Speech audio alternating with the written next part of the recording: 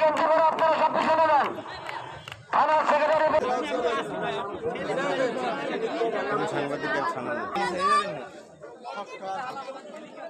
আমরা সবাই আগে থাকবো। ভাই সরো একটু।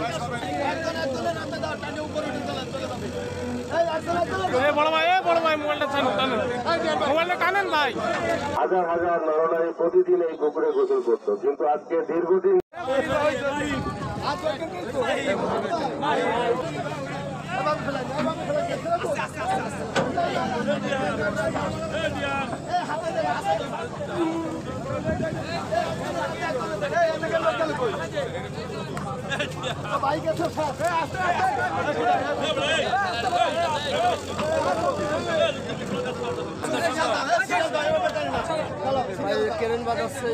এই টাইপের উদ্যোগ যদি অব্যাহত থাকে, আমরা ইনশাল্লাহ এলাকাবাসীকে সুন্দর একটি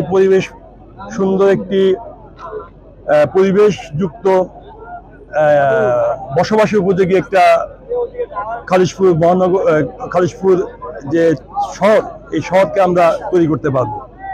আপনারা দেখেছেন যে এত বড় একটা ঝিল দীর্ঘদিন যাবৎ পরিত্যক্ত অবস্থায় আছে, শুধু উদ্যোগের অভাব।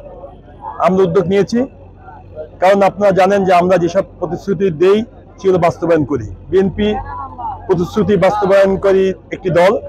এটা আমাদের এই খালিশপুরের 8 নম্বর ওয়ার্ড, 9 নম্বর ওয়ার্ড, 10 নম্বর ওয়ার্ড এবং সর্বোপরি 11 এবং 12 যারা প্রত্যক্ষভাবে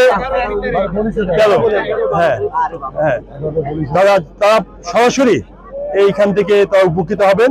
আমরা এটা পরিষ্কার শুরু করব না, এখানে মেডিসিন দিয়ে পানিকে আরো বিশুদ্ধকরণ করব, যাতে তারা ভালোভাবে এটা ইউজ করতে পারেন এবং ছোট ছোট বাচ্চারা যারা সাঁতার জানে না তাদেরকে সাঁতার শেখার ব্যবস্থা করবো ইনশাল্লাহ।